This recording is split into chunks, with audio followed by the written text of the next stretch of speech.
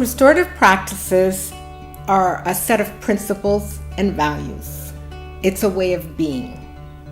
It's about building, mending, and repairing relationships. It recognizes us as a school community where everyone is valued, respected, and celebrated. From the time they enter school in junior kindergarten, we give children strategies to learn how to deal with conflict, with issues that come up. Tools for Life is a program that equips kids with an understanding of their feelings.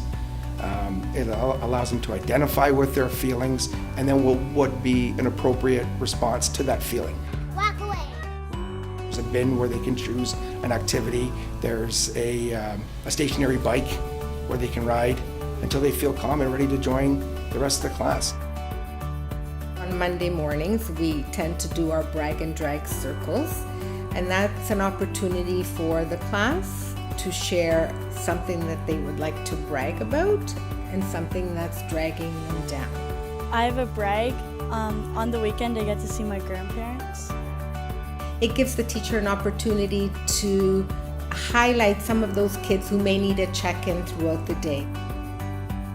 Within the circle, everyone is equal. Everybody faces one another, and it is the hope that through building that kids will feel like they belong to the school, so that before they act, they think, and they look at their classmate as a person, and not just a person who's upset them. Many of the teachers do goal setting on Friday, so that the students set their goals for the following week. It's another opportunity for the teacher to check in with her class to see if they're meeting their goals. We ensure that children, through our common language of prayer and restorative practice strategies, feel that they are part of a family. We have trained our grade 6, 7, and 8 students in restorative practice circles. My two friends here saw the benefits after participating in several circles together. They decided they wanted to be trained as well.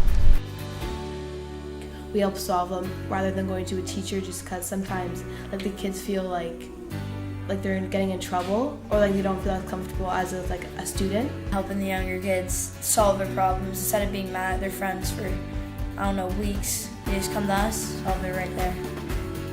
Facilitator of the circle asks 5 scripted questions. So, what happened? I came up to him to see if I could play with him at recess, but he didn't want to play with me. What were you guys thinking at the time? I thought that it was really mean of him to not let me play. I thought he was... Well, I was just trying to practice for my soccer game, so yeah. What have you thought about sense? I thought about how much fun it would be if he could let me play with him. I've thought of how I should have let him play with me because it was kind of mean to exclude him. Now, what do you guys need to do to make things right? I think we could practice together and have more fun. I think I should apologize and include him. Alright, so you guys think we're good here? Yeah. Alright, shake hands, boys. I'm sorry. When the problems are such that they're beyond what the students can do to help, then the conflict comes to either the office and administration. Someone in administration conducts the circle, or it can be conducted by a teacher as well. And it is exactly the same process. It's the 5 scripted questions that are asked of the people who are involved in the conflict. The students still have to come up with a solution on how they're going to make it better. I'm sorry for being a rude person and not including you in what we were doing. It doesn't exclude a consequence to whatever the actions were, but it allows both to walk away understanding that they've had a voice and an equal voice in that, and that both still feel like they belong to our school community.